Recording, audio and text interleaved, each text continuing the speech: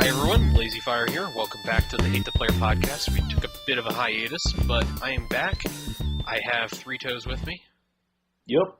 And Arnold's not here because he's still computerless, and I don't think he can really respond to messages. You know what? We don't mention this enough, and I really am remiss in doing this. But you did make the theme song for the podcast, so yeah, I did. We have to. I've not mentioned that since like the first episode, but maybe it's time to mention that again. Every 2 weeks when we record, I can mention it now. But yeah, thanks for that. That's a pretty great track. Channeling my love for early '90s West Coast G-funk. Yeah, that is a pretty G-funk track with the high pitched synth and everything. A little West Coast whistle, as they call it. That was a little great. worm synth. And actually, if anyone listening, loves that sort of shit and has a Sirius XM, the fucking Backspin channel is awesome. I think it's channel 46, but it's nothing but like 80s and 90s hip hop. Oh, I'll have to check that out next time I'm driving through, like, fucking Alabama or something. That rental car. Oh, God, the rental cars all have XM. It's great, or Sirius or XM, so it's just like I can listen to the same 4 comedy albums over and over again because that's all they own on the 3 comedy stations. Or I can listen to, like, normal pop music. It's, like, terrible. The comedy's actually gotten a lot better, and oddly enough, it's gotten better since the Comedy Central channel came about. Ugh. Like, I was kind of skeptical because Comedy Central is like very hit or miss for me, and I'm a huge stand-up comedy fan. But it's actually pretty good. I mean, they have their stable of horrors that they force you to listen to over and over again. Certain comics that they'll just shove down your throat, but it's getting more and more diverse. Yeah, the Mark Maron bit that shows up on there all the time is actually pretty great. Man, it's sad that I know the bits because I traveled like a bunch the summer and fall, and so it was just like I learned the bits because when you're driving 5 hours at a time across Alabama or Georgia or Ohio and Kentucky and all this other shit, you learn there's a cadence to how they do this stuff. Oh, yeah. Yeah. But that's not what we're here about. We're here to talk about video games occasionally. Titanfall, by the way, comes out Tuesday. And Bitcoins, mostly. Because the last 2 weeks, I don't know how this happened, but we missed a week because you were kind of tired and Arnold was kind of sick. So yeah, I had just gotten back from a late season snowboard trip. So because I'm extreme. He has friends, too. See, we're not losers. I really am a casual. I have friends. Yeah. If you don't get rid of all your friends and buy a shit bucket, then what are you even doing? But yeah, the Bitcoin stuff got fucking hilarious this week. What with Mt. Gox declaring bankruptcy, full-on bankruptcy, losing somewhere in the realm of $400,000 worth priced in Bitcoins, and at least $30 to $20 million or something like that. Yeah, I heard up 40. Yeah, upwards of 40 to 60. I think it was 40. Maybe the high end was 70 million of actual real dollars gone. It's so fucking. So they went from the whole like, we're just freezing transactions for now. Let us get stuff straightened out, and then next day they're fucking gone. Yeah. Oh, that was great. And then the guy who runs it, Mark Crapples or something like that. It's French. He basically had to come out and say, like, yeah, it's my bad.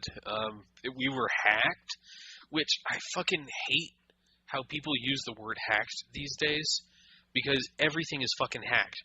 Oh, yeah. My password was guessed at because it was the name of my kids and my birth year. Oh, well, you fucking idiot. You know why that happened? Because it was the name of your kids and your birth year. It's the first thing most places will tell you not to do. Like when Sarah Palin's email was hacked back in 2008, and it was like, no, I just guessed her password because it was really easy. Dumbass.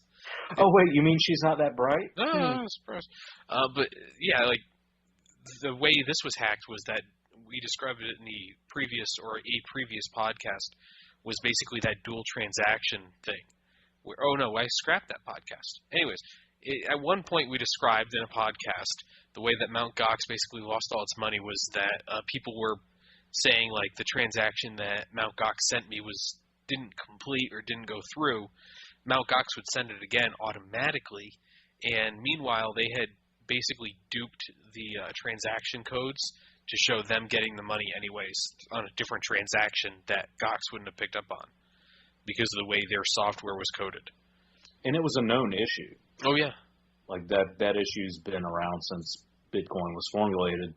So they were just exploiting a known issue. That's not hacking. No, that's pretty simple stuff. So they don't know if it's one person, multiple people, how many. They don't even fully know how much was stolen, from what I understand, in terms of, like, Bitcoins transacted out again and again. They don't quite understand how much that was because there's no real way to tell how many times this was knocked around. So it's pretty bad. Well, if you ask the average Bitcoiner, the U.S. government's behind it. Yeah, that was the best part, was immediately on, like, the second someone says, like, oh, the reason this happened was because this, someone else is going to say, no, it was actually because the U.S. government got in the way.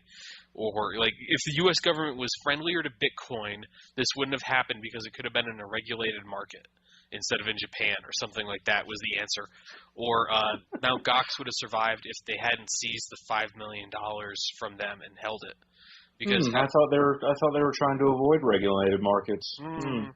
Yeah, that was the best part of this, actually, was definitely when everyone started clamoring, like, we need regulation on this because we were fucked otherwise. But that wasn't the biggest thing that happened in the last 2 weeks somehow. I mean, this is, of course, a big problem, but for people who love Bitcoin who said, oh, well, it's going to replace dollars and stuff like that, there were two big things that happened in terms of stuff like this. One was a person who ran an exchange out of Singapore was found dead, and it's most likely suicide.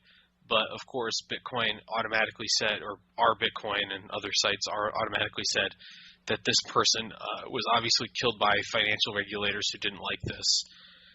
So that's kind of a sad moment. It may not have anything to do with the stability of the market or anything like that. Well, from what I've read, and I haven't read a whole lot, but apparently she had a history of depression. Yes. Anyway. And, yeah. And again, and the police listed it as an unnatural death, which just means she did not die of natural causes. It was a death by something unnatural. And of course, our Bitcoiners took that as meaning conspiracy. Yeah. It's like, it's unnatural. Someone must be behind it.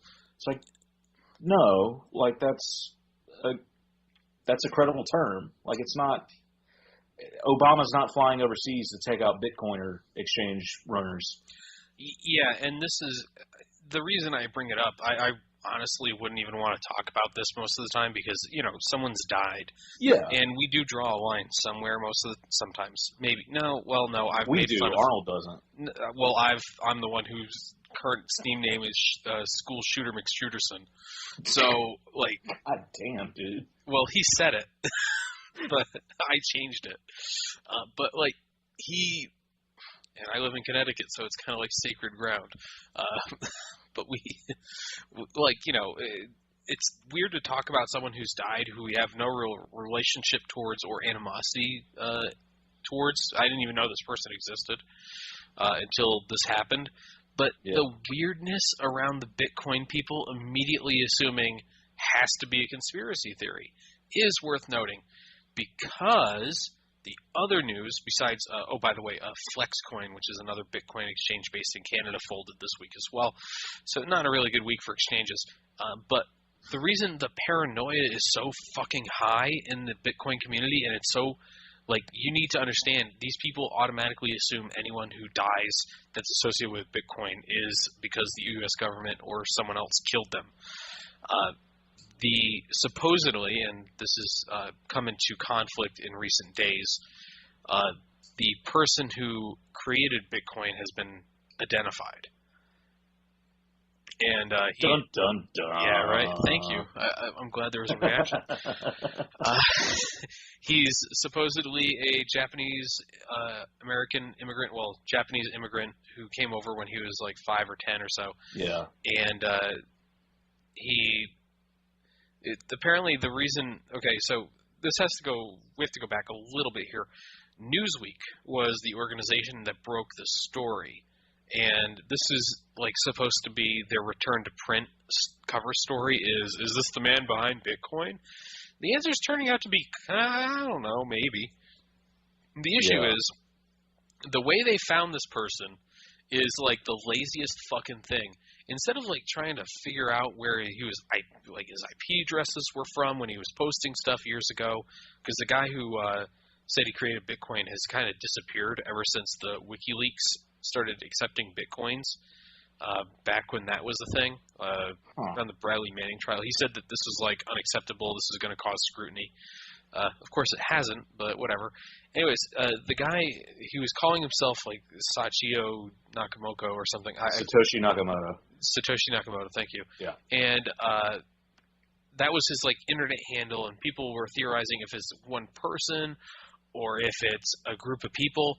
And really heavy Bitcoin fans were for years looking through Japanese records trying to find like an engineer or a software developer with that name, and they just couldn't find it. So they assumed it was a pseudonym. So Newsweek just went and looked at naturalization papers from the 1950s and on and tried to find the name and found it eventually. And it was They fucking Google white paged him and found him. Yes, basically. And it turns out he's a former engineer who is living in L.A. or outside of L.A. He has a pretty strong libertarian streak, and of course, he loves model trains. He loves trains. Fucking loves them. Oh, God, give me some trains.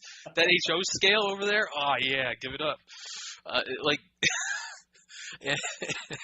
Call me Lionel, bitch. Want to see my attic? You don't know how many trains I got. So, like, ever since... Which, if you love trains, no one gives a shit. But it's just, I don't know, something about it's just hilarious that the dude's all about model trains. Well, part of the, like, one of the things that people often say about people with different levels of autism is that model trains are, like, a huge thing to them. Really? Yeah. Brother Jonathan is, like, a well-known person who has a form of autism but fucking loves trains. Let me see if I can find him.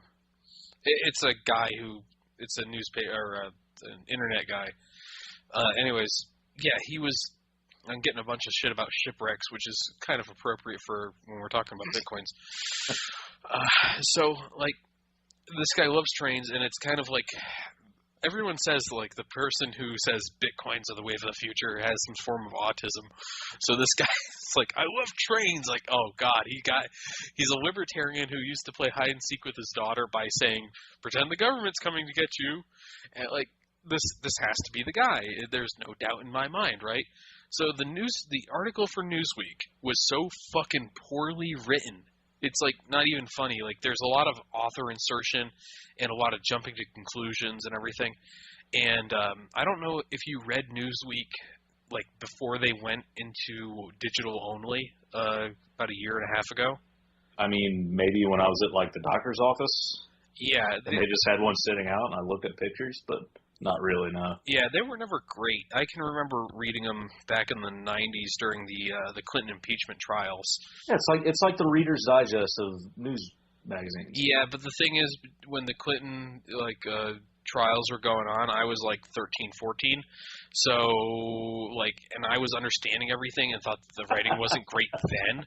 But they got worse because they merged with a website called the Daily Beast. And the Daily Beast was run by this woman named Tina Brown. And she is only famous because she was the last person to interview Princess Diana right before she got into her car accident and died. And she became like the editor of like, God, was it Ladies' Home Journal or Home and Garden or something like that?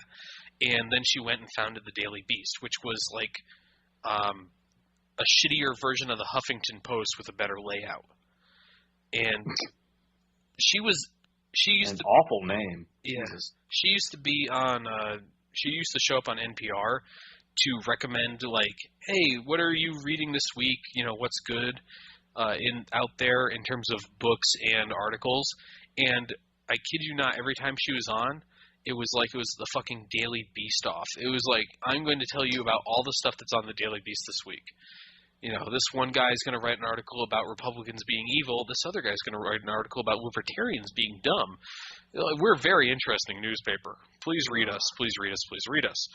And they had, of course, they had their own version of like they had Meghan McCain used to write for them, and she was a terrible writer who clearly only has a career because her father ran for president twice. Well, once technically, but twice kind of. And he punched me once too. That was kind of weird. But like, wait, what? I got punched by John McCain once. Really? Yeah. He didn't mean to do it. He kind of tripped off a stage. But yeah, that happened. Anyways, I thought you were going to say maybe he just suffered from a flashback. Yeah, when you were close by. There was a Vietnamese kid with us, so he Oh, might God. have. He might have been like, "No, I'm not going Dang back." Dukes! This gave us a thin gruel of fish and rice. I've Oh. been searching for it for years, and I just can't get the spices right. There's always space for a poorly done Simpsons quote. Oh. So yeah, the guy they found. Anyways, let me backtrack just a second. Go back to Newsweek. So Newsweek fired Tina Brown because she took them digital only, which was a really fucking stupid idea for a newspaper or a magazine that had been in print for as long as it was and still had a circulation. And so they've been trying to relaunch, but they still have this like incredible strain of having been managed by Tina Brown for a year and a half. And so they have no real journalists left and don't have really any writers either. So they have a bunch of people who really like to gossip about politicians and celebrities, but they don't really have any investigative journalists. So they just sent this random woman out to go pull up records, and she found a guy who matched some of the descriptions. So automatically she goes to the guy's house. He calls the police when she won't go away. Eventually he opens the door to talk to her, and he says, "I'm not involved in it anymore." And that's as far as it gets. That's her research was mostly with like family members and stuff. But she never got him to say, "Yes, I am the guy who created Bitcoin. That is me." He was apparently he was a little confused over what was said. He thought they were talking about something else. And he reiterated this because the day after the story broke, about every news organization on the planet showed up outside the guy's house and like was just taking pictures. Yeah, they fucking hounded that guy. Yeah, that was really uncalled for and kind of dumb. What should have happened was someone called him and set up an exclusive, so those guys went away. But that didn't happen. So what he did instead was he chose one reporter at random from the AP, and they went on kind of OJ 2014. They went on a fucking date. Yeah, they went on a date to a sushi Took them out to restaurant. lunch. Yeah, they went to a sushi restaurant where he denied having created Bitcoin and like basically said that wasn't me. And then a little while later, the account that had been talking Bitcoin up or had theorized Bitcoin said, "Yeah, that guy's not me." So how hard would it be to log into your computer afterwards like, "Hey, leave me alone. I'm not me." But like there's no actual evidence tying him to Bitcoin. It's just all conjecture. And this is what really bugs me about this. Even if he's the guy, the way this was done was so fucking poor on the part of Newsweek and a lot of people. But here's the really, really fun part. Fucking Bitcoin people were freaking out. They were They were saying like, there was one that was, we have a plane ready whenever you need it. They're ready to fucking fly him out like Costa Rica or something. Yeah, we have a safe house for you. Yeah, put him underground for as long as he needed. It's like, this guy who's incredibly untrustful of pretty much anyone with any kind of power. Yeah, he's definitely going to get on a stranger's airplane and fly out of the country. Yeah, it seems like someone said one of the goons in the Bitcoin thread said something along the lines of, can you imagine just some guy in a white panel van pulling up, like, get in quick, we'll get you to a safe house. And, like, you're going to get in that van. Yeah, that's going to happen. But, like, here's the thing. If the U.S. government is behind the murder, or, like, financial people are behind the murder of the woman who most likely committed suicide, why haven't they killed this guy yet, or made him disappear, or anything like that? Why is he still around? Like, the stupidity on this is so fucking amazing. Like, well, obviously they won't kill him because he's too high profile. They didn't know who he was till last week. Why don't they just kill him years ago? Like, what happened? It's hilarious. Like, the conspiracy theories around it are fucking amazing. And just, like, the lack of thought and, like, depth to their thinking is just so bad. It's kind of impressive to watch, but with the demise of Mt. Gox and there's a few other things that have been happening with Silk Road and all that, there's just nowhere for them to go. It's hilarious. There's, like, no... I think someone put together a chart that showed, like, Bitcoin drama as it goes up, hilarity also goes up. So, I mean, at the end of the day, it really doesn't matter who created Bitcoin. Like, it's a bad idea. It's failing miserably as we speak. Like, I can understand, like, thinking back to, like, the early 90s. Yeah, it was kind of a big story to, talk to the guys who, invented AOL. That was a big, revolutionary service. Not as big a deal to, say, interview the guy who created CompuServe. Yeah. Or some other failed piece of shit. Like, that's all it is. Like, it really doesn't matter who Satoshi Nakamoto is. No, at the end of the day, it really doesn't. And that's kind of why it's hilarious to me that they care. The Bitcoin people were trying to find this guy for years. To the point where, like, they doxed somebody else completely. And... like, can you imagine, like, if you tried to find this guy for years and you completely missed the mark, and then some investigative journalist just comes along and pulled naturalization papers and got it right? How fucking pissed off you'd be? Oh yeah. Like, I mean, I'd deny the shit out of him being the real guy too. Yeah, I mean, I wouldn't. I really, at the end of the day, don't care. But it's. It's kind of hilarious to watch it all happen. Like, Bitcoin has gotten so big that it's started to make appearances on TV shows. So, in the last couple weeks, Almost Human, which is a show that deals with the near future where people have robots for cop partners because it's a cop show, because there's not enough of those on TV. They started talking about Bitcoins, and then Justified, which is also another cop show, had a guy steal a bunch of money from drug dealers or something like that and put it into Bitcoins. So the original drug dealers kidnapped the guy's girlfriend, wouldn't give it back until he could get the money out of the exchange. So Bitcoins are started, and of course there were Krieger Rands, which came up on Archer. They're a coin backed by cocaine. It's starting to get this mainstream exposure because in the last few months, people have really been talking it up. The Winklevoss twins have been creating stuff that has lost a lot of money and is really, like, bad.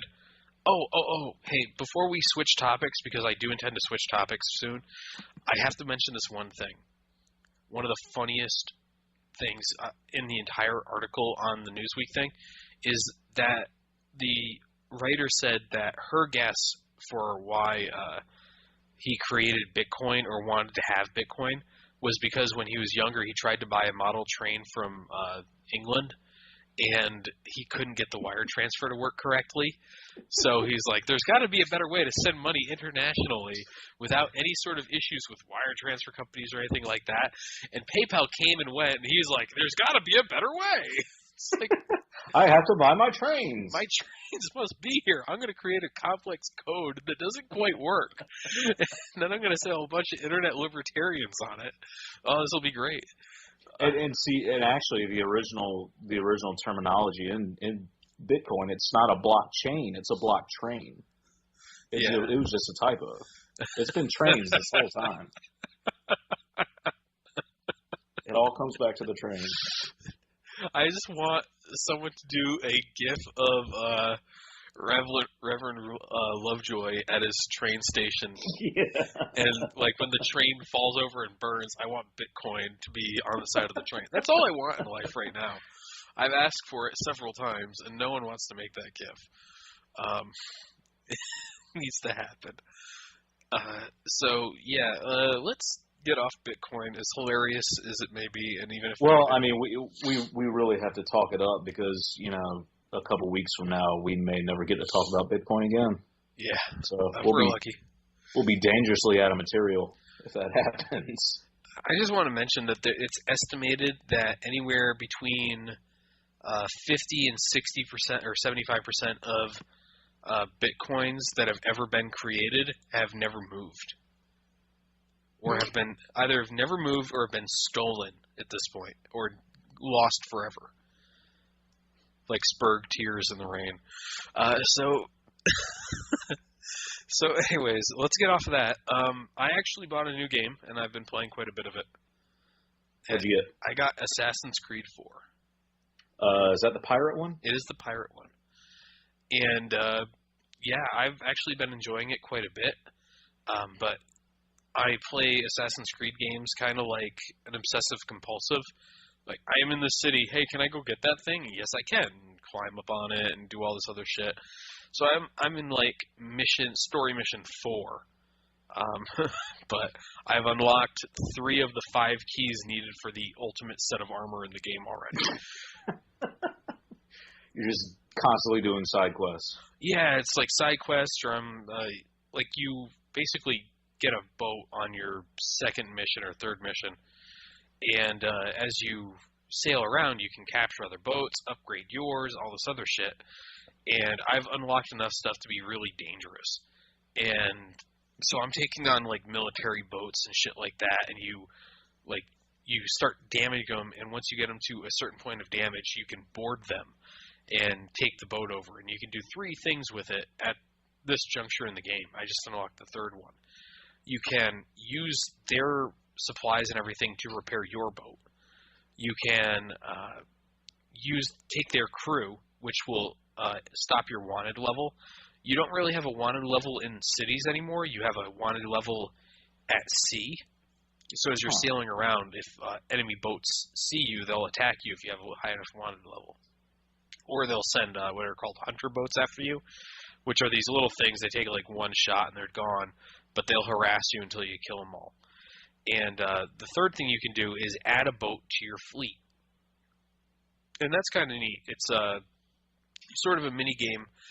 If you played Assassin's Creed 2, like Brotherhood or Revelations or whatever it was, when you had assassins bureaus and you'd like send people out to go assassinate people, you get paid for it. In this, you are like a shipping magnate, and you start like sending boats out to bring tobacco and wine and other materials to colonies in the New World. It's actually it's not super complex. It's very much like something you could do on a tablet or a phone in like 2 minutes, which is actually the basis for the mini game. And I'm not joking. And it's not bad. It's just a quick little thing you can do. It takes no effort and no time. You just look at your numbers, and if the numbers look good, you start the mission. And it nets you like a couple $100 each time. Nothing big. But there's not a ton to buy until you start getting all this material, which you can only get from raiding other boats. So you have this constant need to like attack every boat in the world.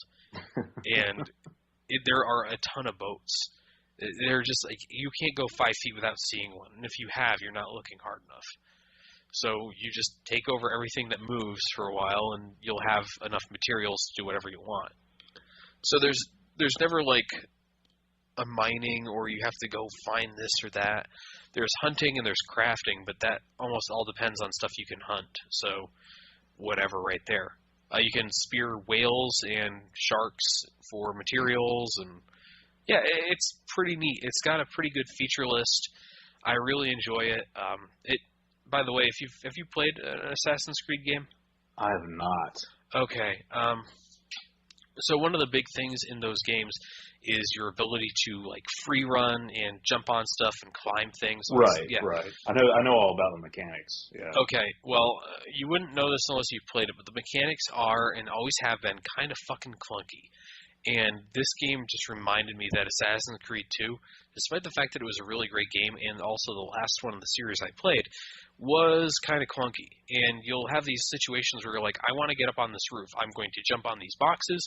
They will take me to this thing that will let me swing over to this other thing, and that will let me stand on this pole, and I'll be able to climb to the roof. Easy enough. What ends up happening is you climb up the two boxes, then you decide on the third one that you're going to actually jump across the alley where there is nothing there, go over a wall, end up in somebody's house, jump through their bedroom window. It's just like, what the fuck is happening? And that's really obvious in Assassin's Creed 4 when you're running around. It's actually really bad on your boat, because you can, at any time you're driving your boat around the sea, you can just like disengage and say, I'm going to go out into the ocean, fuck you guys. And if you hold forward and the R trigger, because I'm playing this on my computer with a controller, instead of like jumping over the thing like he normally would, he just runs into it really hard. It's like, how hard was that to just code it so he jumps over it so I can get to the second level of this fucking deck? It's like really simple things that shouldn't be there that they just miss. Yeah. But what's kind of neat about this is that you're in a machine called the Animus, right? And you're reliving ancestors' past memories. And in this game, instead of being like you're trying to save the world and all this other stuff that the other Assassin's Creed games were about, you're a employee at a video game company who is trying to research this memory to make a video game about it. Oh, God. But it's, obviously the company is evil, so whatever right there. But yeah, it's kind of neat because you're like, you show up and it's a French company because Ubisoft is French. And so everyone's speaking in French at you occasionally, but a lot of people are Americans. And you're going around, you can walk around the office in first person between missions or anytime you want to, and go like hack computers to get information and stuff like that. It's pretty neat, actually. I like that a lot more than I like the Desmond stuff in the previous games, whereas like you're in third person now and you're climbing on shit. So yeah, it's pretty great, actually. I really enjoy it. I like the fact that they've added some pretty cool stuff like hunting to it. So when you like go and use a hidden blade on a wild hog, it's not too bad. You can fight a jaguar with a knife. That's pretty cool. And then reminds me of Red Dead Redemption. Yeah, that's pretty much it. Actually, it feels like that at times where you're just out in the world. And it's like, you can go hunting, this, or capture that. And it gives you a lot of option. There are, of course, cities that you can go to, and there's sections of the ocean that you, if you want to open up the ocean. So at each location you go to is opened up. You can travel freely, but areas are restricted until you take out the sea fort that controls the area. And you do this by like sailing around it and blowing up all their hard points, and then you storm it like the fucking Pirates of the Caribbean, like going through these running battles and try to kill the guy commanding the place. Oh, and speaking of Pirates of the Caribbean, this was completely unintentional. The fucking game, every character looks like they were rejected as extras from that movie. Like, everyone seems to have eyeshadow on. It's ridiculous. God. Yeah, it looks that way. So at once I'm like, this is actually pretty cool. It's a nice setting. And at the same time, it's like, you made it really obvious you were trying to cash in on some Pirates of the Caribbean shit right here. Yeah. But it's a good fit, because I didn't play Assassin's Creed 3, and I didn't play any of the permutations on 2 that were actually different games, but I always felt like they were not going to be as good as 2. And coming back to this, it feels pretty good. I really like the boat travel rather than just having a kind of largish city that you can travel through. Having a boat to travel through the ocean is pretty great. And being able to just like attack whatever is around you is pretty awesome. Yeah. And one of the really nice things they did is that because a lot of the places are kind of lawless and they only have like soldiers in them, if you kill a soldier in broad daylight, oftentimes you won't get spotted. Like no one will care. It's like good enough. It's kind of neat. I think the missions are a lot better structured than other games. I definitely spent the right amount of money on it so far because I bought it on an extreme sale for like $15. So not bad.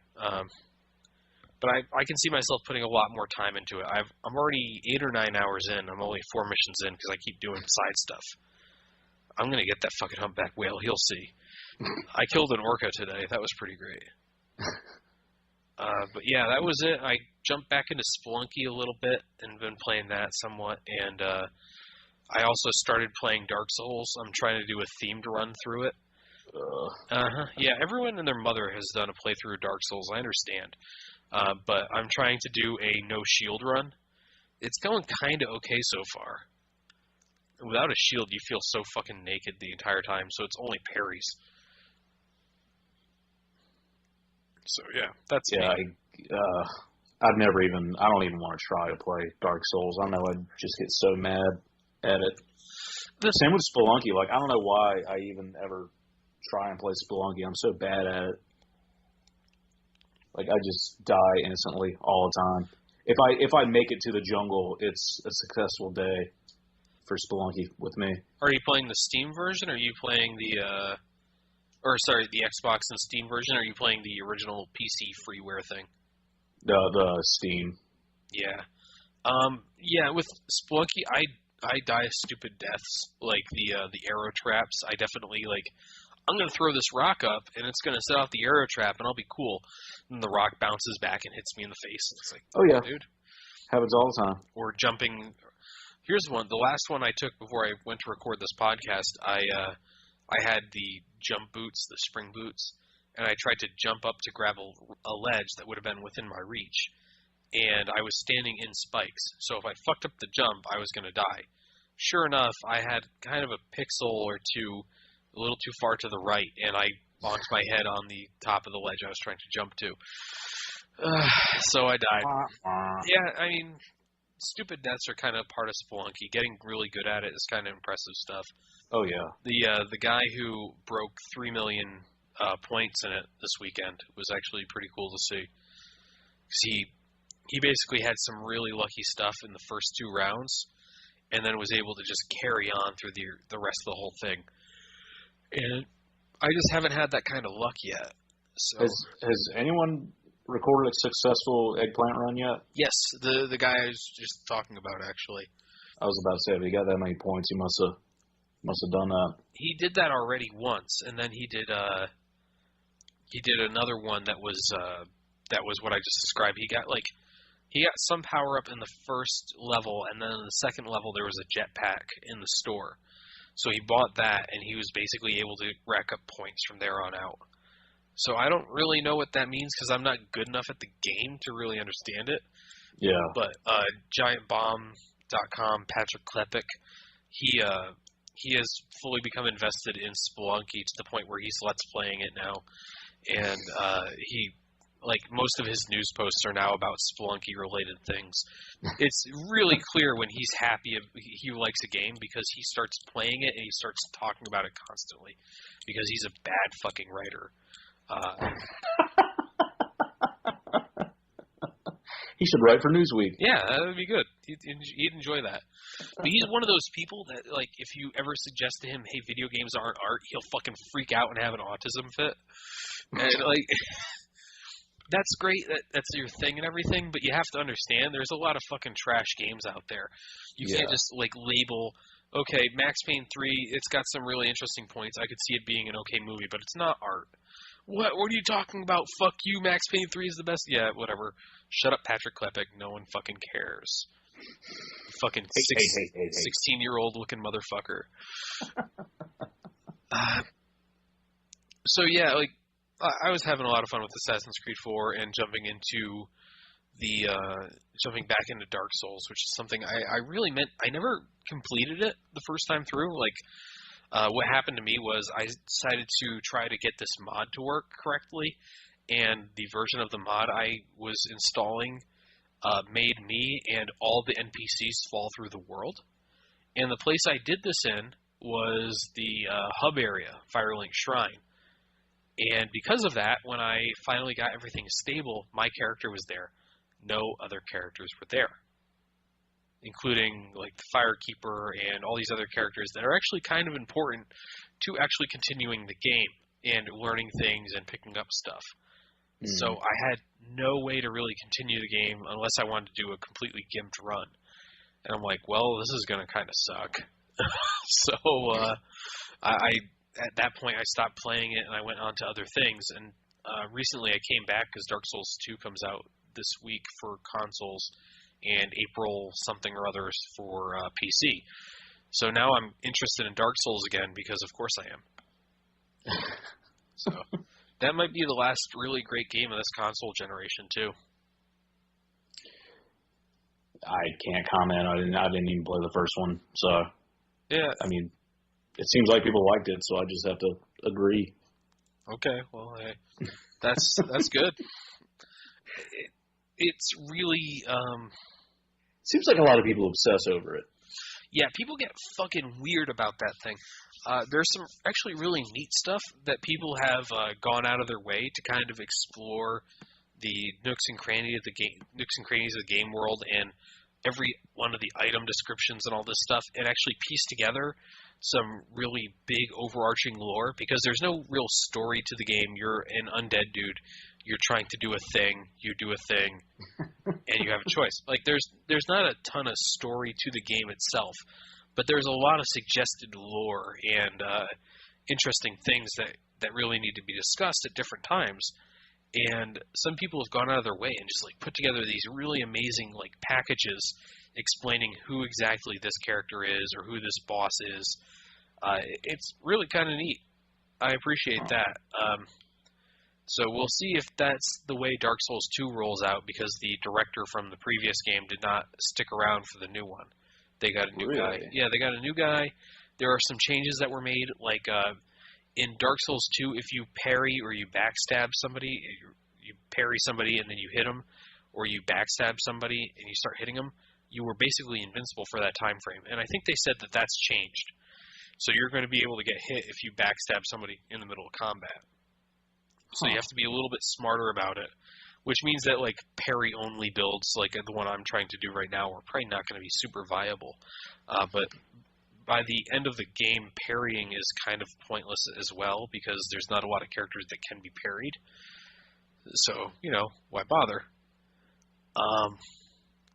Yeah, that was interesting to get back into that. Yeah. Have you been doing anything gaming related? I know you were doing some stuff for a little while. Yeah. I mean, nothing since I got so incredibly frustrated with Octodad that I completely gave up on it. But I watched a Let's Play and saw the ending, so I'm fine.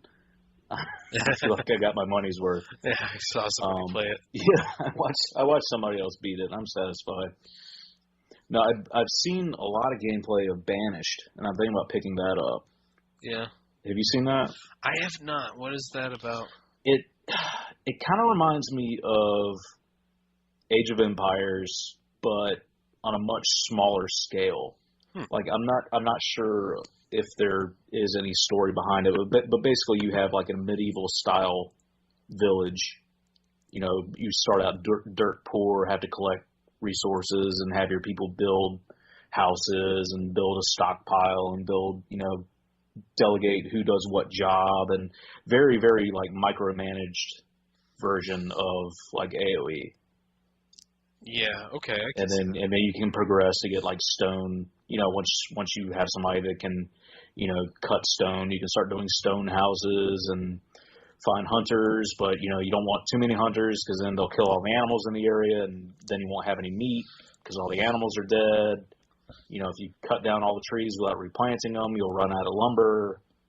go out and explore and find new areas. And the people, your characters are constantly having children, so you are constantly having to build more houses as they grow up, because everyone has to have a house, otherwise they're going to die in the winter because they'll freeze. Oh, okay. It looks pretty cool. I'd definitely watch a few videos on it. I mean, it's nothing groundbreaking, but it looked like it'd be a decent little time sink to waste a few hours every couple of days. Yeah, it does sound like that'd be kind of cool. It sounds like more of a strategy game than AoE was. Because I've been playing AoE 2, the remastered edition, which was not remastered, and it's seriously the same fucking game.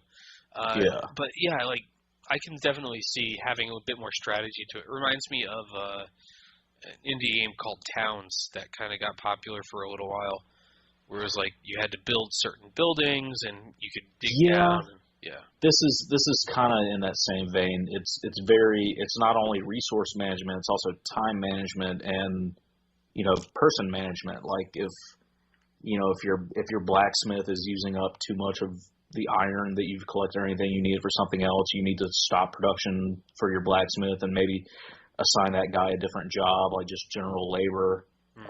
You have to, and of course it keeps track of the seasons. You've got early spring, late spring, and the same for all the seasons, and you pretty much want to get everything done before winter and have plenty of firewood, which is apparently different than your building lumber. Like you have to collect firewood separately from your building lumber. And if you don't have enough food and enough firewood and you get hit with a really harsh winter, you're done. And apparently if you start on easy and medium, you're given a certain amount of resources to start off with. I think you're actually given some seeds on medium to where you can go plant like beans, which harvesting crops is like your best bet for food. But in hard, you're given absolutely nothing, and it's apparently pretty difficult to survive your first winter on hard. Even then, the game might decide to screw you over and freeze your crops in late autumn, to where if you have like a heavy snow in late autumn before you've harvested your crops, you might not get anything. Wow. Okay. So pretty hardcore stuff, I guess. Yeah, and there's a bunch of people doing Let's Plays of it. I think Northern Lion is playing it. I know Generic B is playing it. There's a bunch of people playing it now, but it looks pretty fun.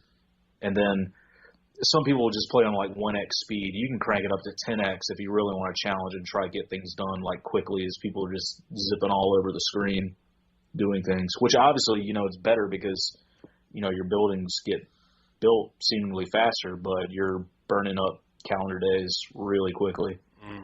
And people are just popping out kids left and right.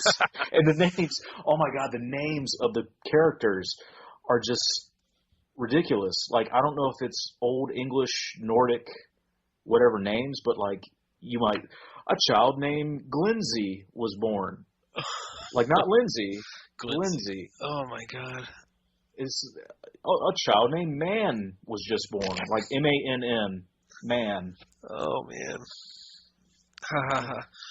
Yeah, but man, that does sound. It really sounds cool. I might want to look into that. It does. I think I'm probably going to get it. Yeah. And we still need to play Rust. We do. I bought that, and you backed out. You're like, holy fuck, I shouldn't do this. This sounds like Mac doesn't work well with Rust. It sounds like most games on Mac. It doesn't work well. Shut up. Yeah, $1,000 for my MacBook. Pretty special. I just paid in bitcoins. It looks pretty. Yeah. It gets incredibly hot sitting on my lap. That counts for something. Yeah, that's something, all right. Yeah, I guess we should actually look at it next. I do want to say one thing. I made one of the biggest faux pas of my life on Friday night. That's saying a lot. I know, right? But it was hilarious, and I need to share it. We were out at dinner with my future sister-in-law and her husband, and a married couple that we know, and a friend of mine and another friend who was meeting everyone for the first time because he's in the wedding, and so is my other friend. And he told me like right before we were heading out, like, "Hey, my sister's coming." His sister just got engaged like 3 months before, so I hadn't seen him since then. So I'm saying hi, and I say, "Hey, congratulations!" And she looks at me like I just grew another head. Like, what are you talking about?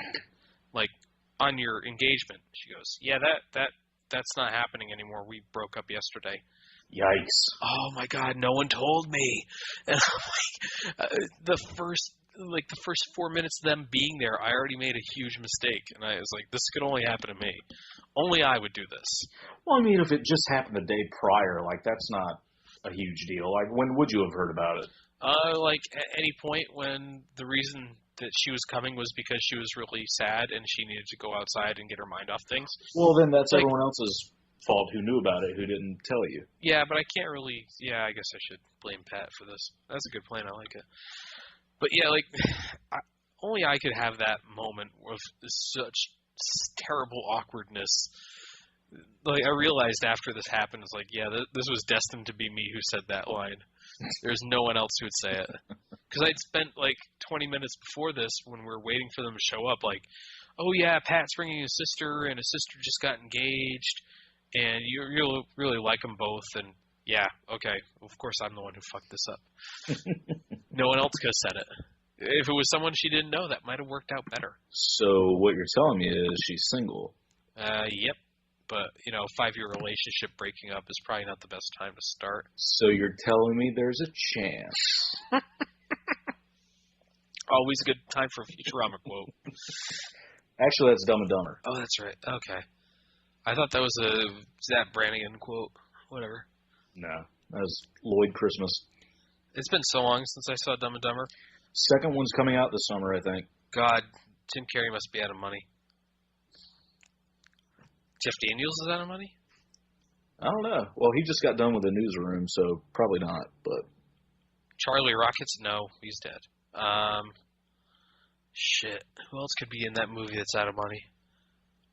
Someone had to be out of money to make that movie. What was the redhead's name who played Mary? They are completely interchangeable in 90s comedies. Yeah, I can't. The woman who played Veronica Vaughn in Adam Sandler's Billy Madison. Oh my God. Was the same woman who played Sonya Blade in the Combat movie. So hot, want to touch the hiney. I'm just saying, so interchangeable that she was in 2 different movies in a span of a year, and I did not recognize her. She was so 90s hot, it's not even funny. That flat ass. Yeah, with like the mom jeans. Only Adam Sandler could... A face only Adam Sandler could love in a movie. Yeah. Yeah. So, now that we've gotten over everything we were talking about in this podcast, I think we're kind of done. Yeah, I think that's about it. There's nothing more I have to say about Assassin's Creed. I'm probably going to be back next weekend with my impressions of Titanfall as a release game, though, because I'm on that, like, every day I'm putting it into my cart on Origin and then taking it out. Like, I'm not going to buy this. What's wrong with me? Just get it. Yeah, I probably will, and then I'll probably play it when no one's on for Battlefield 4, which is never. They broke that so hard this week, it wasn't even fun. I was going to tell Arnold about it. They broke it so hard, it's not, like... somebody on Reddit got killed by a subtitle from the single-player game. Like, when it was listing out who killed the guy, it listed out Pack, Wrecker, go through that barricade. Like, that's holy awesome. Fuck. How did that happen? That doesn't even make sense. Where did they pull that from? It's too long a statement for it to be anything but a subtitle. It doesn't fit names. That's great. Oh my God, it was amazing. The pictures in the Battlefield 4 Let's Play right now. It's just like, holy hell, how do you fuck that up? So yeah, that's Hate the Player. Anything you want to say before we go? Not really. I miss Arnold. Me too. He would have probably been a good balance. He would have made me feel better about me, which is always an important thing. And he doesn't listen to this, so you can trash him all you want. He'll find out. No, he won't. He's probably too drunk right now to actually respond to anything. Yeah, that's a safe bet. Yeah. All right. Well, thanks for listening, everyone. No, nothing, Fritos? Oh no, I thought that was your sign off. No, I was waiting for you to say bye. Bye.